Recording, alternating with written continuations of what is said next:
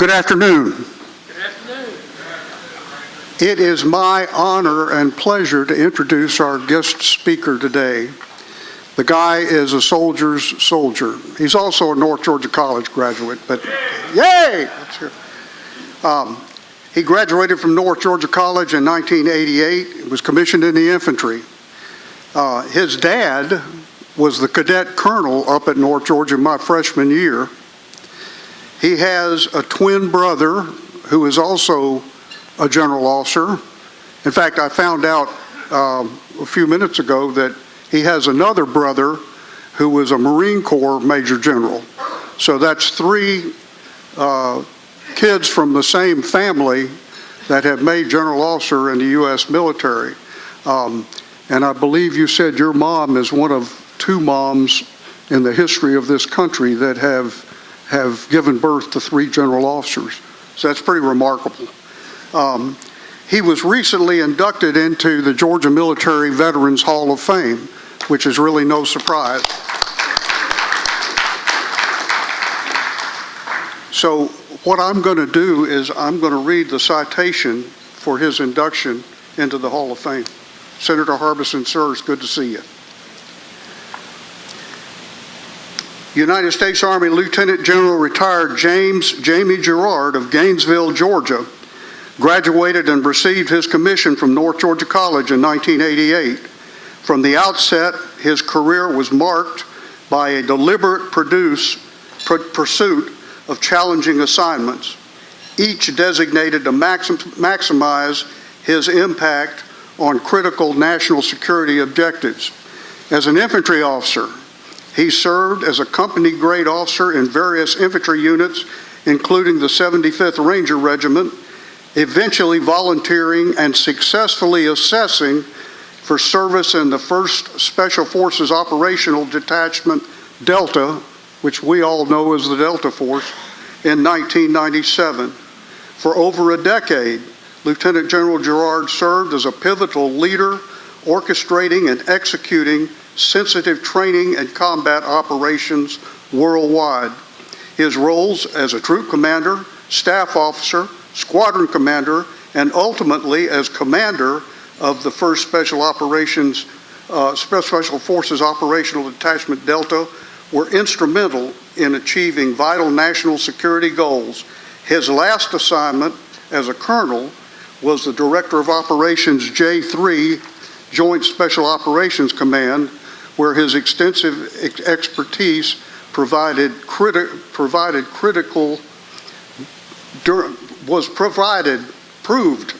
I can read, I can. I'm a Ranger and an aviator, so that's 2 strikes. Proved critical during numerous high-profile missions around the globe and in combat. Upon his promotion to general officer, Jarrard's influence on the military expanded in scope and significance with each progressive leadership role.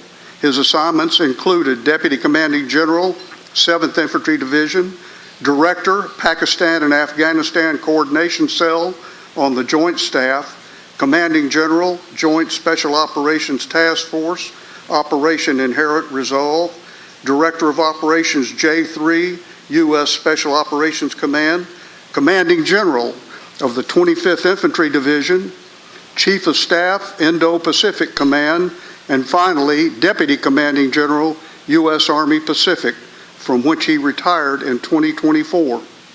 Lieutenant General Jarrard's unwavering commitment in assuming some of the most challenging roles, particularly throughout the global war on terror, has undeniably enhanced the security of the United States through his strategic insights and expertise, but most importantly, through his genuine love and care for his troops.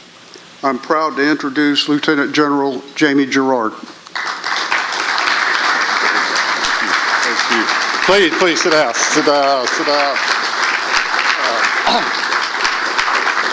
Thank you very, very much for that kind introduction. And I was hoping he wouldn't read all that, but it is truly an honor and a privilege to be with you today. And I hope I can provide a little bit of, keep everybody awake after a meal here for a few minutes. And then I look forward to answering some of your questions. Please ask me anything. I was asked to talk a little bit about my career and a little bit about the selection process for Delta. I'd like to start, my dad is, Mr. Bell referred to, was a Vietnam veteran. And I'm sure y'all can appreciate, he didn't talk about it a lot with us growing up. But a couple of the two stories that I really like, and I'm sure you can relate to a lot of folks in this room. The first one was he graduated from North Georgia and became an armor officer. He was very smart, but he didn't have a lot of common sense, and so he went to the Armor Corps instead of the infantry. So his first assignment was in Germany. And he said, after about 6 or 7 months over there, he got this letter in the mail that said, because of your outstanding performance, you've been personally selected to go to the Infantry Officer Advanced course at Fort Benning, Georgia, and then follow on assignment to Vietnam. And he thought, I must be doing pretty good. I was personally selected. Well, then a couple of months later, he gets another letter that says, because of your outstanding performance, you've been selected to skip the Infantry Advanced course and go straight to Vietnam. And he realized that it was all about numbers, and it wasn't about him. The second story, late in his life, and he passed away about a little over 20 years ago, unfortunately for us, but we were talking one of those evenings about his experience in Vietnam, and he was telling me the first time he remembers seeing a Cobra helicopter. And he said he was an infantry company commander for part of his tour in Vietnam, and he said they got in a firefight, and they're on separate sides of the river from the bad guys, and they're shooting at each other, and so he gets on the phone and starts calling for some fire support, and these helicopters come up the river, and they're looking right at him, and they start shooting. And he'd never seen a Cobra before. I guess the Hueys, they got to be pointing at what they're shooting. And so this thing's pointing at him, and they open up with their guns, and it scared him to death. And he gets on the radio and starts, hey, cease fire, cease fire. And about that time, the other side of the bank blew up. And he was like, okay, that's what that is. And so my last good Vietnam story is, I worked a little bit at the Ranger camp up in Dahlonega in the early 90s. And at that time, a lot of our medevac support came from pilots at Fort Benning, Georgia. And a lot of those pilots were Vietnam veterans. And they would come up and they would fly the medevac missions, but every now and then we got to fly on them. The instructors got to fly on them around the mountains ourselves. And I've flown a lot of missions with the 160th Special Operations, the Special Operations Aviation Regiment, and they are phenomenal. Best air pilots in the world, 100 knots, 100 feet over anything. And so they're wonderful. But those Vietnam veteran pilots that flew those Hueys up there in the mountains were on some of the best rides I've ever had in my life. And so they got a special place in my heart. But thank you all very much. Two things before I really start talking a little bit about my career. The first one is, ever since I've been in on active duty, and I was in the National Guard my 4 years in college and the Georgia National Guard, but ever since I've been on active duty, right after I came in, I was in Germany, and I was fortunate enough to serve in Desert Storm, and that was a very, very popular event. So throughout my career, I have been, numerous accolades by the civilian population of this nation have been thrown at the U.S. military. And especially over the last probably dozen or 24 years now, every time I'm in an airport and I hear the staff there say, hey, we got our veterans, you can, our service members, you can board first. And it causes me to reflect on a period of time in our nation's history where we did not honor our military service members. And that's really this population that I'm talking to right now. And that it's disheartening to me, but I want all of y'all to know that I absolutely understand that me and my colleagues and my peer groups, we absolutely knew that we stood on the shoulders of giants, and that's your population here. And so, if I may be so bold, on behalf of all of us, thank you very, very much for your service. That you did not get the accolades that you truly deserve. So thank you. Thank you very much.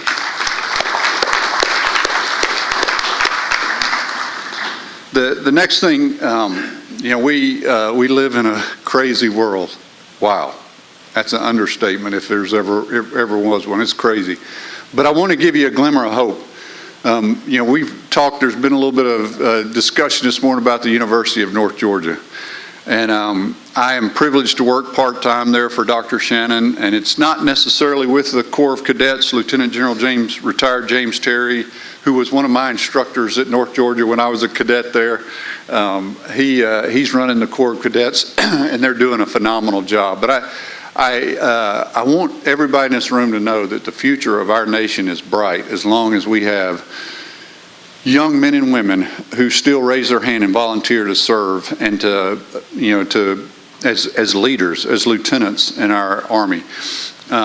They are phenomenal. A lot of college kids around the world have been off doing whatever they're doing for their summer break. Some of them internships, some of them just goofing off. But the rising senior class at North Georgia has been attending the advanced summer camp, or whatever they call it now, for ROTC cadets. And then without any break, they came back to North Georgia last week, and they spent all week long preparing to put the incoming freshmen that arrived over the weekend at North Georgia through their freshman orientation week, which is ongoing this week. And to see those young leaders who are so serious and so committed about executing a professional orientation program for the new students so that they will hit the ground running and off on a positive step at North Georgia was just inspiring. And if you're lacking motivation about the future of our country, I tell you, come up to North Georgia and spend some time with those cadets, and it will absolutely motivate you and get your cup 100% full. And so the future of our nation is bright when it comes to our young folks that continue to desire to serve in the military. And so I just wanted to give you that bit of good news. All right, so I think I'm supposed to talk a little bit about myself and my career. And, I appreciate the prayers we opened up, because I will tell you, and I believe this to the deepest parts of my soul, is that, I was extremely blessed throughout my military career. As I look back, I could spend the next probably 4 or 5 hours step by step of how the good Lord had me in the palm of his hand and just moved me from step to step to step through my career. And you'd have had to been pretty poor to mess that up. And I just am so thankful for all that he did for me throughout my career. But it was absolutely amazing. And it started with my mom and dad. You heard about them a little bit. But I was speaking at a veterans event last fall, and somebody mentioned that they'd Googled it, and there were two mothers in the history of the United States that had 3 sons. And I was a little bit shocked. I was like, I don't know, that's fake news. I think because I was thinking World War II was so many serving that surely there was more than that. And I know personally, I know a couple of sisters that are general officers, a couple of brothers, several brothers. And so I just didn't think it was true, but I went to look it up, and apparently it is. And so I have a wonderful upbringing. Went to North Georgia. I was not focused on joining the military, but I wanted to play basketball. And I had the opportunity, grew up going to the basketball camps at North Georgia in the summer, and so had a relationship with the coach, Coach Inslee and Coach Dunn, and so they invited me and my twin brother to play, and so that's the primary reason I went to North Georgia. But I went on a Georgia military scholarship, great scholarship, funded by the state of Georgia, and I had an obligation for the Army after my collegiate career, served 4 years in active duty, and so I said, okay, well, I don't really know what I want to do in the Army, but when I grew growing up, played in the Army in the woods, we were infantry guys, so I want to be an infantryman, and I want to go to Germany because I want to see the world a little bit, and so that's what I was able to do. So I got over there, and I'm having a good. So the first thing, when I started my career at Fort Benning, in our platoons, we had 2 non-commissioned officers that were responsible for us, and both of them were Ranger regiments guys. They'd been in 3rd Ranger Battalion, and they were extremely professional and great examples for brand new second lieutenants. And And so that was a mark. I was like, I don't know what Ranger Regiment is, but if all the guys there are like those two guys, I probably want to serve there one of these days. And so I was like, And so then I went to Germany. I was blessed to serve in Desert Storm. I tried to tried to get a 4187 to go to Ranger Regiment, but it got disapproved by my brigade commander. But again, God's in charge, and it allowed me to stay and serve in Desert Storm, which, it was brand new second lieutenant, and got no ribbons over here, and you go to war and you come back and you got a whole bunch of ribbons. You look like a hero, and you didn't even do anything but what you were supposed to. And so that was probably a good experience for me. I came back and I went down to Fort Benning, and I wanted to be in the Ranger Regiment. So I go down there and I walk into the regimental headquarters, and again, I'm not real smart. If I'd have known what I was doing, I'd have gone to 3rd Ranger Battalion, which headquarters was right next door. But I didn't know what I was doing, so I said, hey, I want to be a platoon leader. And the regimental headquarters didn't have any platoon leaders. And so they said, we're not hiring any platoon leaders, but you can be the HHCXO. And I said, well, I just came from a mechanized unit, and the worst job in the battalion is the HHCXO. You're responsible for all the vehicles in the motor pool. And I was like, yeah, I don't want to do that. And I still can't remember.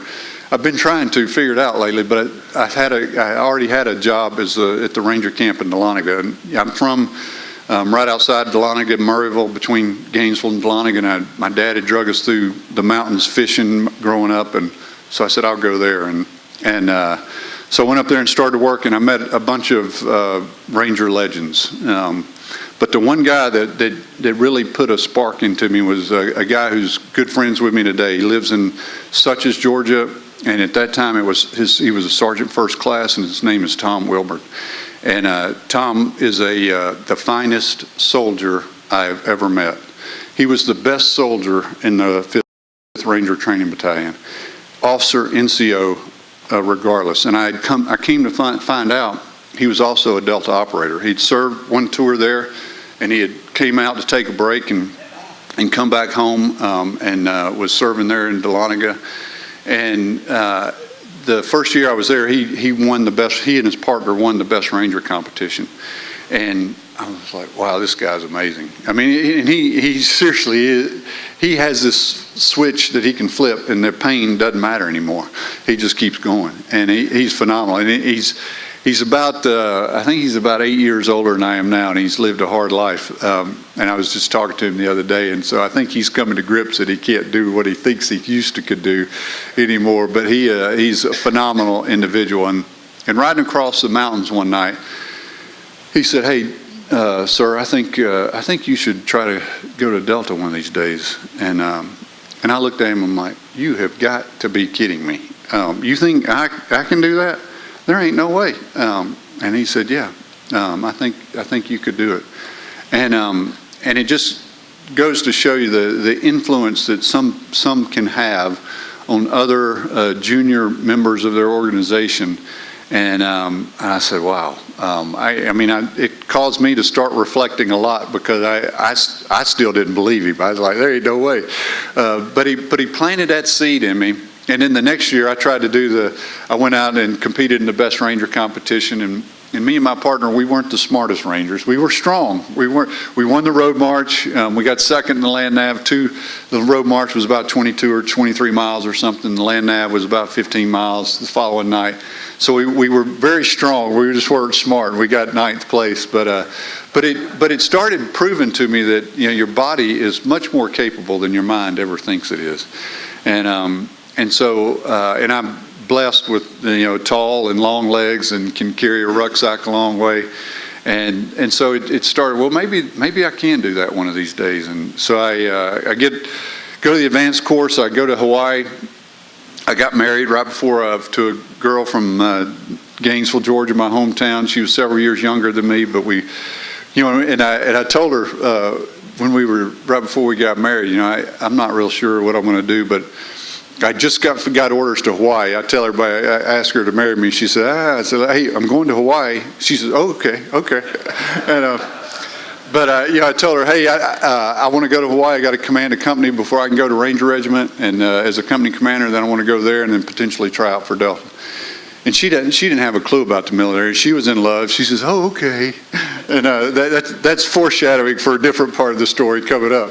But then so I go to Hawaii because of my battalion commander at 5th Ranger Training Battalion, then went to become the commander at the 1st Ranger Battalion at Hunter Army Airfield. After I finished company command, I got accepted to go back to Ranger Regimental Headquarters. And so I got back there. I served for a year. And then I was hoping that I could be a company commander there, but because of my time after Desert Storm, and I was a little bit older than my peer group coming out of company command and going straight to regimental headquarters, and so I was going to have to go from regimental headquarters right into a company command, and none of the battalion commanders wanted me to do that. And so then Colonel Stan McChrystal was the regimental commander. He asked all of them, they said no, and so they came back and told me, and so I said, okay, well, I want to go to Delta Selection.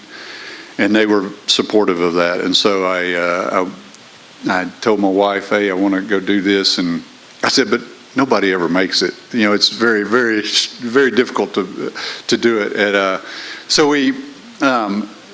I train hard all summer, and then I go to selection. And it's in the mountains of West Virginia, and I was a pig in slop. You know, I grew up in North Georgia. It had been a while since I'd seen the leaves change and experienced a fall in the mountains because of my travels in Germany and Hawaii and Fort Benning. And so I was outside. I didn't have to do anything but show up in the right uniform and every day at the right time and train. And so I loved it. It was a great experience for me. I'm in the mountains. And the medium that they use to assess you is land navigation. And it really is a good, reflecting back in subsequent years, I was put in charge of the operator trainer course and the selection course, and so I got to understand the details of it, and it really is a good method to determine how individuals can act under stress on their own. Because if any of you that go hiking in the woods, there comes a point in time that you're not exactly sure where you are. And so are you comfortable with that, or are you uncomfortable with it?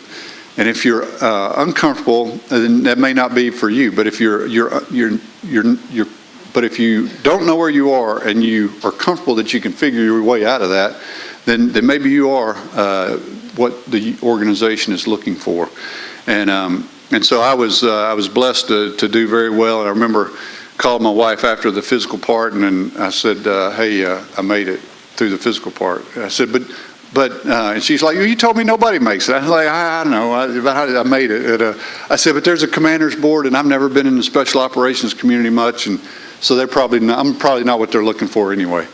And so I went to the commander's board, and they did end up taking me. And I can still remember the last question. The commander at the time, Eldon Bargewell, and if you hadn't looked up, if you don't know anything about Eldon Bargewell, he unfortunately passed away a couple of years ago. He was living down in Dothan, Alabama, and had an accident on his riding lawnmower, turned over in a ditch, and unfortunately drowned before anybody could get to him. But a legend, Mac VSOG, veteran, and just a legend. But I can still remember, I come back in, you ask a bunch of questions, they send you out, you come back in, and he sits there and looks at me and says, Jarrard, how tall are you? And I said, sir, I'm about 76 inches tall. He said, that's just under the cutoff, so I guess you made it. And I was like, whew, all right. But he had a good sense of humor. And for those that knew him, if you didn't know him, you didn't think he had one, but a good man. But so I was fortunate enough to make it. And, he talked about me, ended up being the commander of the organization. The truth of it is it's much tougher to get in than to stay in. And, once you get in, my competition, and in all truth, it was really me and one other guy for the commander 13 years later. And Sean Corrigan was a fine soldier, and they probably would have been better off with him as the commander, but for whatever reason, they selected me. And so it was really 50-50 chance of me becoming the commander. And out in the regular Army, the competition for brigade command is extremely competitive. And so I was very, very blessed to do well and the whole part there. Part of the things that I learned as later, as I was part of the group responsible for running that assessment, is I don't know if any of you have read the book, Charlie Beckwith, a Georgia boy, University of Georgia grad, was the first unit commander. And the whole group of them, and there's a few of them still around, they were a bunch of criminals, a bunch of Vietnam veterans like y'all, they were a bunch of criminals. But they created a selection process that was absolutely amazing. And to this day, we've tweaked it a little bit over the years, but really through the late 80s and 90s was where the major tweaks were done. In the last probably 10 or 15 years, it hadn't changed hardly at all. But it was a great process for selecting the type of individual that we're looking for. And it did a couple of things. First of all, it's a completely individual effort. Every other Army school, and probably for other services in here, your schools as well, it's a team effort. Everybody works together as a team. You help each other out. But there it was completely individual effort. You're not supposed to communicate. You're in the barracks at night and sleeping, and yeah, you're communicating then. But when you're out on the course for the day, you're not supposed to talk to anybody. You're not supposed to get any help or any feedback. And so it is a completely individual course. The other thing was we set it up to run a perfect course. And so the candidates that go through the course, they see perfection. Perfection. And what that tells them is that the standard at the organization is perfection. Everything you do is perfection. And you don't really appreciate that as you're going through the course. You're kind of a little bit in awe because here's just a few examples of the level of detail. We have a classroom. At the beginning of the course, there's anywhere from 100 to 125, maybe even 130 candidates in a classroom. Every single day of the course, there's people that attrit out for whatever reason. They decide to quit themselves, they get hurt, but every day a certain number leave. But every time candidates walk into that classroom, the exact number of desks and chairs as there are students in the course are in that classroom, the exact number. Another thing, when candidates show up, we get them to have their nameplate, and we take a picture, and we get them to pronounce their name. And then in our cadre conference room, we put them all on the board, and then we spell that name phonetically so that we pronounce their name exactly like they pronounced it. When we tell students we're going to pick them up, we're in a classroom, the next event, we're going to move them in trucks, and we tell them, the trucks will arrive at whatever time we tell them, and it's plus or minus 10 seconds, those trucks are driving up and they're parking and they're getting out, opening the flaps so the candidates can get in. It just teaches you that the standard at this organization is perfection. And if you are accepted into this organization, that's the standard that you're going to be expected to meet. And one of my buddies at the organization, I heard him say something one time. It said that never have I worked so hard to be just mediocre. And it's so true. It really is. It's an awesome organization. When I was going through selection, though, where I knew that I was going to make it no matter what, was you go through a period of time where they teach you how to do land nav, because we have some individuals who show up who aren't that good at land navigation, and so we want to get everybody to a baseline to give everybody the same opportunity to be successful.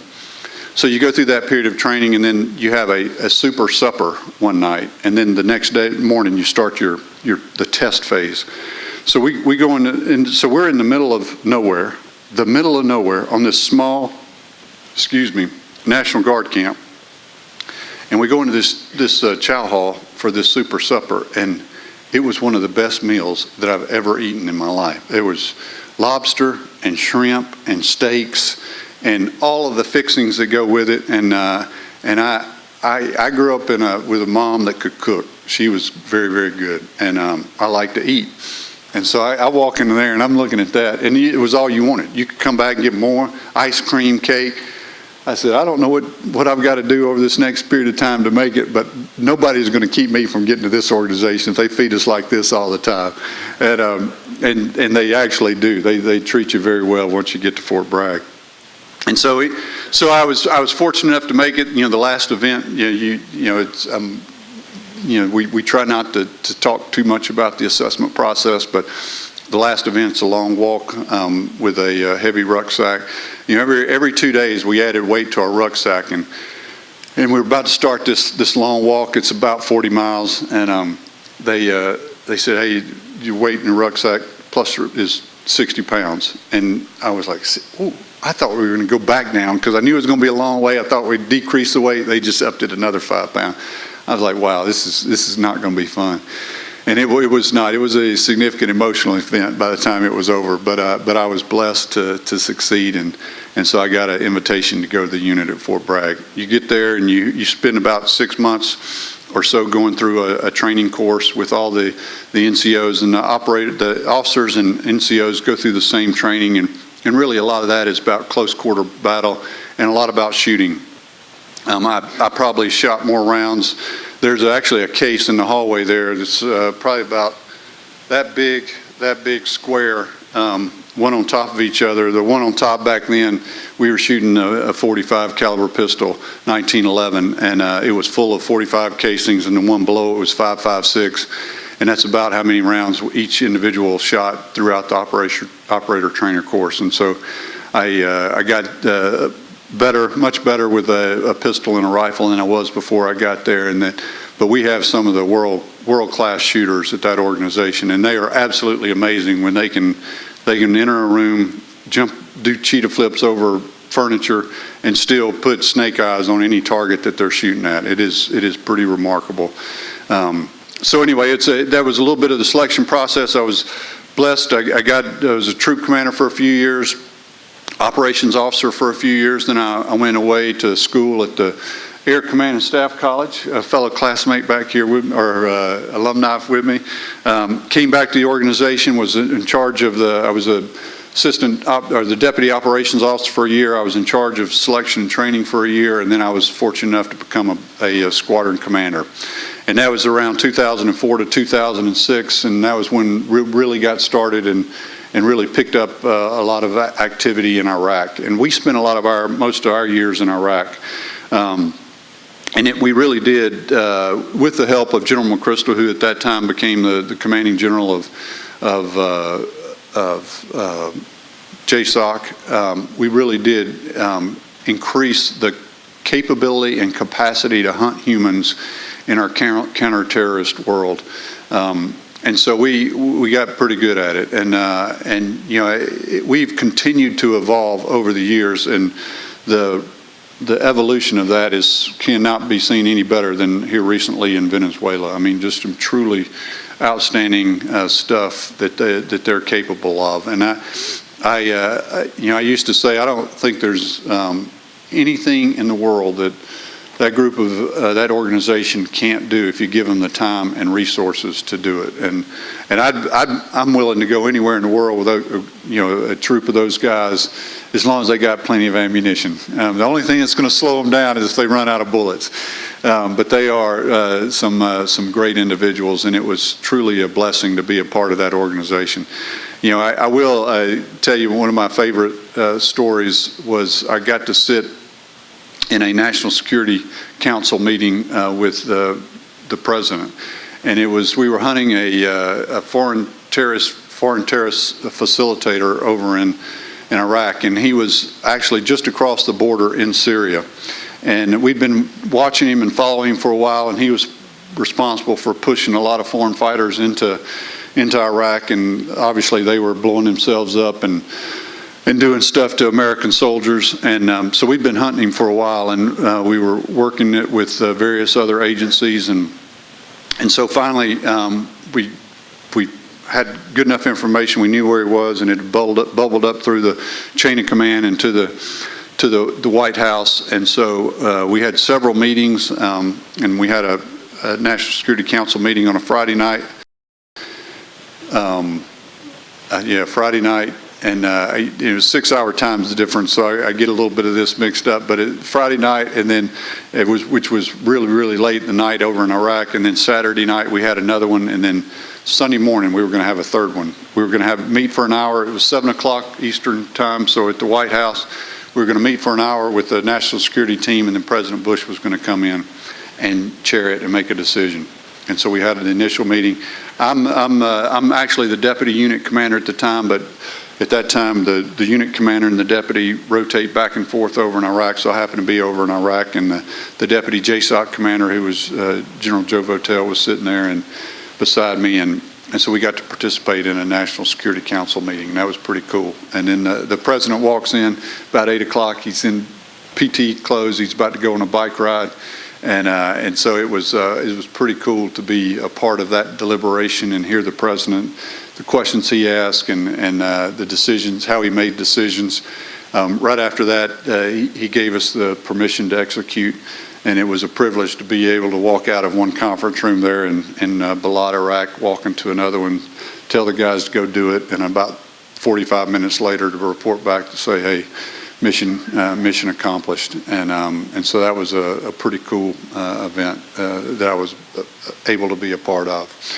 I finished there, and then I was at JSOC for a year as the J3, and then got selected to be a general officer, and did a couple of things. I did get the opportunity to go back to Iraq as the commanding general of the Special Operations Joint Task Force, OIR, and that was one of the years where we really almost eliminated ISIS on my watch. We chased them down with the great help of our friends, the Syrian Democratic Force, the Kurds that were helping us in northern Syria. We chased them down the Euphrates River Valley, and under my watch we almost got rid of them, but not quite. And then my successor came in and finished the efforts there. But a large part of that was the unit that Delta was working with the SDF to do that.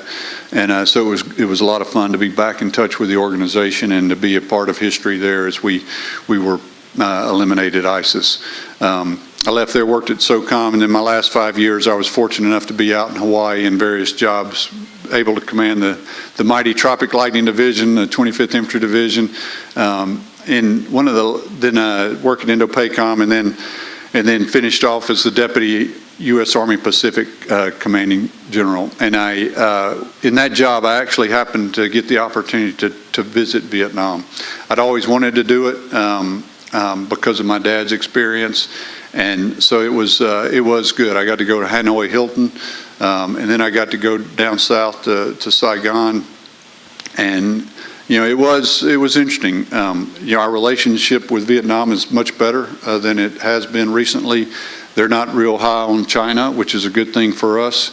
They're still communist, and so it is a difficult environment for our embassy team to work in. But they are very, very helpful with our POW Defense Accounting Agency as they continue to look and try to find remains of missing servicemen and women. And so it was a good visit.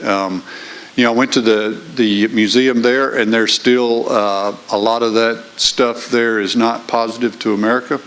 But we are working, and the embassy has made progress working on some exhibits which are a little bit more objective than some of the perspectives that are shown throughout that museum. So we are working to change, and they are amenable to some of that change. So it's not, I don't know how many of y'all have had the opportunity to visit, but it does appear to be moving in a positive trajectory, which I think is good. And so, I happened to visit Israel here a couple of weeks ago, 3 weeks ago now, I guess. There's an organization out of Washington, D.C. that takes retired 3- and 4-star and some 2-star generals over there for about an 8-day visit, and it was a great visit. They rolled out the red carpet. We got an hour with the Prime Minister. We got to go in a tunnel in Gaza. We got to travel from the north to the south to the east in the country at some of their military bases, and so it really was a good visit. And I have a lot of respect for Israel. They live in a very, very tough neighborhood, and unfortunately, there's a lot of animosity toward Israel these days, but I, as somebody who has taken the brunt of some liberal criticism for how we execute our human hunting and counterterrorism operations, I can tell you that there is the utmost scrutiny every time a missile comes off a rail or we go into an objective, we go to extreme measures to make sure that we only hurt those that we're going after and nobody else. As everybody can attest to in this room, war is hell, and there are going to be mistakes. But we do as much as we can to prevent that, and Israel does that in spades because they know that they're under a scrutiny, and yet they don't get credit for it. I'll be glad to answer any questions about that or anything about Ukraine or anything else, but I think I've talked enough about me, and so I'll answer questions.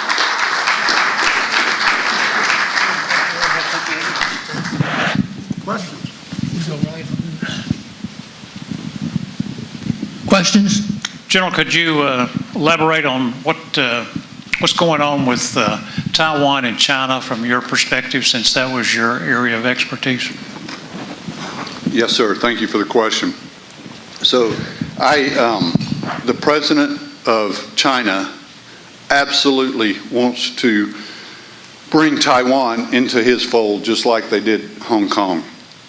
And if you think that they will, everybody thought, okay, well, we'll give them Hong Kong, but it's still going to be somewhat of a democracy in Hong Kong, and we see how that ended up. That's exactly what's going to happen if they are able to get Taiwan. And Taiwan is a problem because of, we're talking about AI, and I'm not an expert on AI or technology, but Taiwan produces the most sensitive semiconductor chips of anybody in the world. And if we allow China to get that, then we are never going to win the race. And so unless we stop it, unless the United States of America and our allies and partners, because we can't do it alone, unless we stop it or deter them from doing it, it will happen. And the problem is that in a democracy, our foreign policy changes every 4 years, potentially, maybe 8 years. But every 4 years, it switches and it whiplashes. In an autocracy like China, he's going to remain in power till he dies, and so he's playing the long game. And so if he's healthy for another 10 years, then it could be in 10 years. Everybody talks about 2027. That was a mark on the wall that he gave his military to do it, but he doesn't want to do it militarily. We think, and I agree with this position, that there's about 4 different criteria. Number one, can he withstand the international scrutiny and the sanctions if he were to do it militarily? The answer is yes. Russia's survived 4 years under sanctions. Russia's economy pales in comparison to China. Answer is yes. Can he withstand, or can he doesn't have to break apart an alliance like NATO. All he has to do is keep one from forming. Much, much easier than breaking apart something. And so can he keep an alliance from forming? Yes, he's checked that block. Can he dominate the information space? Easy. Yes, he's an autocracy. Everybody does what he tells them to do. He's checked that block. So the only one left is, does he have confidence, trust and confidence that his military can do it? And the answer is no. If he did, they'd have already done it by now. But he doesn't. You can see that in all the purges he's made and there is a lot of corruption there. And so some of those are probably warranted. But he doesn't trust his military, and so that is the reason they haven't done it yet. And so we think we've still got some time. And so that's, but it continues. They continue to ramp up the pressure every single week, every single month, every single year. And so we'll see. But they don't want to do it. I don't think it's imminent, but I could be wrong. Right here. General, you left out one of your report assignments as TAG of the state. You ran the Army National Guard for, and I think three North Georgia College graduate. I don't know if you were first or one of the 3, but I know that you did a lot of good things. Recruiting and retention was a big problem when you got there. You did a lot to fix it. I'm hearing that we're doing better. Can you talk a little bit about recruiting and retention, especially in the Guard? So I can't, because that's my twin brother that was the TAG. Oh. Not me, my twin brother. That's why it wasn't mentioned. Yes. So I'm not able to answer that question much. I will know I'm trying to help. My oldest son is a member of the Georgia National Guard right now, and so he's a specialist in the Gainesville unit, the same unit that I started out as a private in 1984. And so I'm trying to do a little bit of my part on that one, but I'm sorry I can't answer that question. General, you mentioned the Kurds a while ago. Since the Iranian people don't have any weapons, what do you think about the Kurds maybe helping to topple the government there? Yeah. So the best partners I've ever worked with in my career were the Kurds. If you gave a battalion of tanks, of M1 Abrams tanks, to any nation in the Middle East, 6 months later, most of them would not be running, would not be ready because they'd be in disarray and they wouldn't have the right parts and they don't take care of them. The Kurds were absolutely amazing at picking battlefield equipment up and getting it running and keeping it in the fight. And they were the ones that did most of the fighting, hand-to-hand fighting and dying through the whole counter-ISIS, and so they're wonderful. We've cut them away several times. President Trump and this is not. I like a lot of the things President Trump does. Some things I don't understand why he does it, and one of them is why we have not been friendlier to the Kurds. The Kurds are like everybody else. There are multiple factions within the Kurds, and they don't all get along, and so it's not as easy to just say the Kurds can do it. So, your question about helping, Iran's a problem. Iran will always be a problem until we get rid of the regime. And so how do we do that? I don't have an easy answer, but I would say the Kurds ought to be at least included in the discussion about how we do that. And I would trust them probably a lot more than I would some of the others. But hopefully that helps. Yes, sir. Sir, would you tell us what you assess Japan as a necessary ally in the area and how effective they could be? Yeah. Thank you. Very good question. I think they are very capable, and I think they could be a very, very good ally. I say that when I got out to the Pacific, I tried to get a little bit more familiar with our history out in the Pacific, and I read several books on World War II, and several of them on the Japanese and the atrocities that they committed, especially in the Philippines, and it's absolutely horrible. I actually just finished reading a book.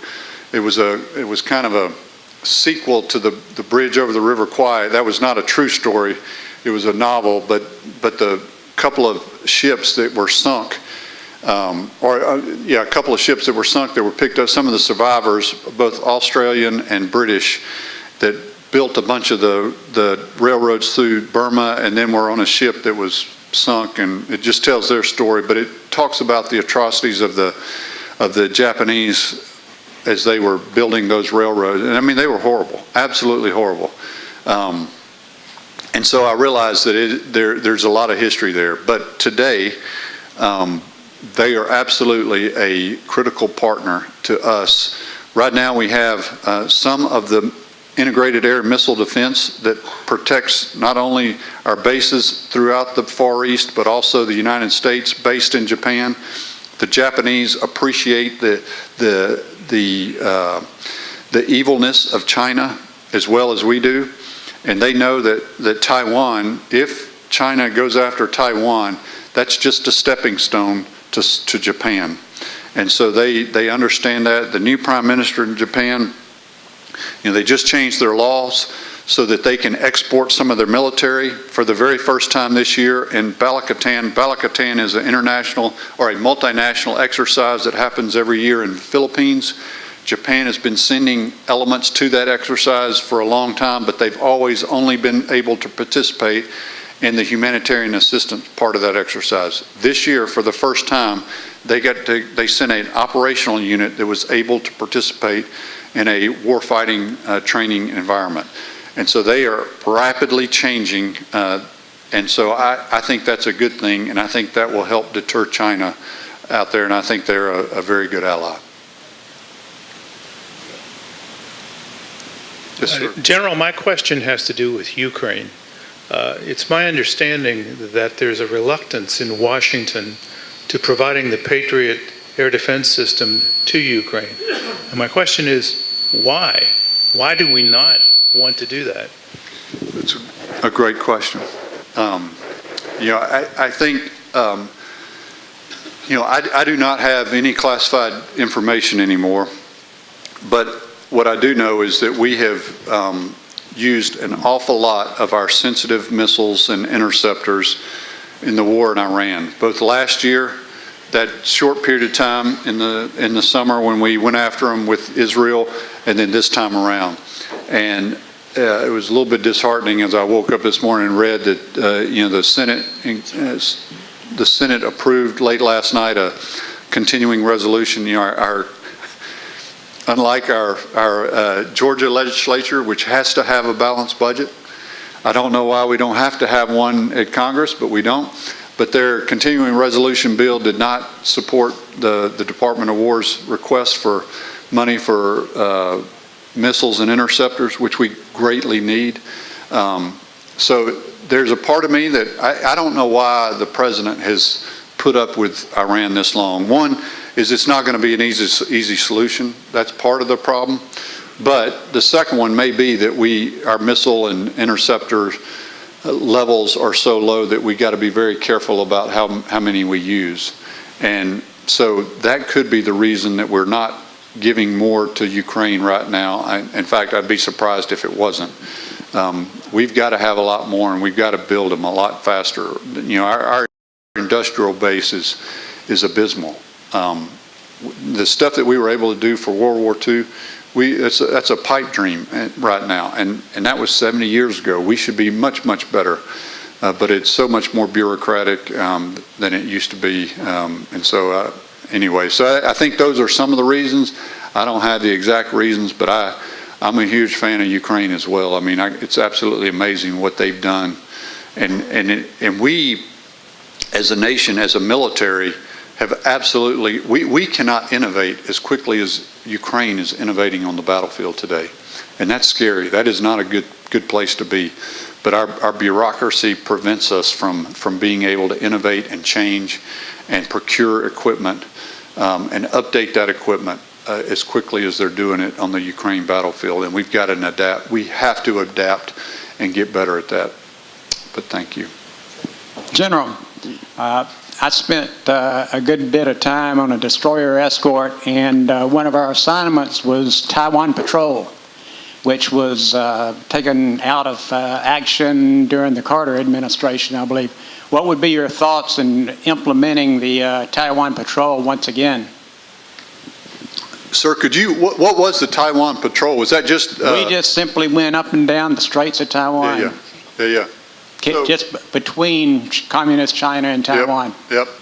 So the Navy under Indo-PACOM, and Admiral Paparo is the Indo-PACOM commander right now. So we do freedom of navigation floats through the Strait of Taiwan routinely. I can't remember how many. I want to say it's about maybe 3 or 4 a year.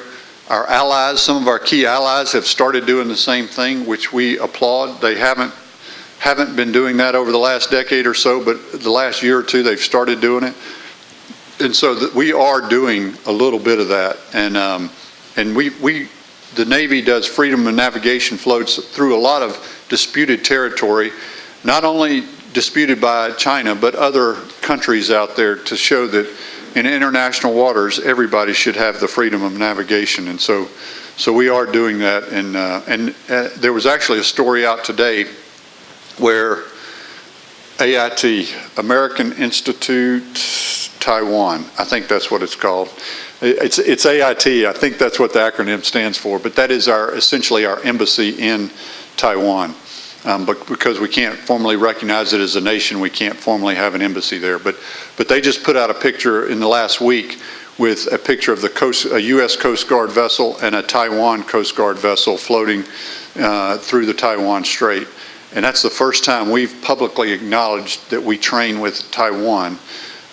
with their Coast Guard. And so that's a change. That's a good change. We should be talking about it more. We actually do a lot more than that, but we don't talk about it. And so I think we're probably moving back in that direction. Thank you. Sir, one last question. Yes, sir. General Rick White, I don't have a question. I got 3 comments. First one is... And Rick's son is Graham White. He's one of the deputy commanding generals for operations out in the mighty 25th Infantry Division, Tropic Lightning, and so a great American. Yes, sir, Mr. White. Thank you, sir. My first one is, I just read last night, which I know you're very familiar with us. Charlie Beckwith went to 22 SAS back in 1963. That formed the idea and the basis for Delta. And so that was the teacher teaching the student for those years. And I read just last night, the student is now the teacher. So nothing against our good British brothers at 22 SAS, but Delta is the premier special operations quick reaction force. And just wanted, because of the training that you provide and the leadership that you did, that has become evident with Delta being the number one. I thank you for that. Thank you. Secondly, you have joined the prestigious classes of the Georgia Military Veterans Hall of Fame, Senator Harbison, Skip Bell, Mike Hamer. I may have missed somebody else here. You only bring tremendous prestige and importance to that organization, the Georgia Military Veterans Hall of Fame. Thank you for whoever nominated you, and obviously the selection committee did the right thing, and were inducted last year. But thank you for that. Lastly, you mentioned Graham, my son. I want to thank you as a dad, speaking to you, for being a great mentor to that young, soon-to-be Brigadier General. And every time we talk almost, he brings your name up. And you have had tremendous influence, positive influence over him. And thank you for being a mentor to that young man. God bless you. Thank you. Thank you. Thank you. And I'll thank you very much, sir, and I will finish where I started. Again, I've been extremely blessed, and I don't know why I'm not deserving, but I do give all the glory to God for blessing me throughout my military career and my life. So thank you all very much.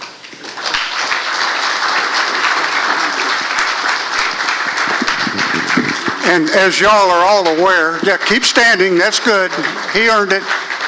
We provide a copy of one of our books because we don't pay anything to our speakers, so we give them a good night's sleep.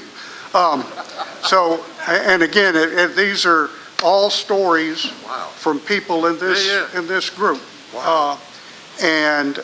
Like when you get to mine seriously for having trouble sleeping, it'll help you out. But thank you again, sir. Thank you all very much. Thank you all. I'm honored.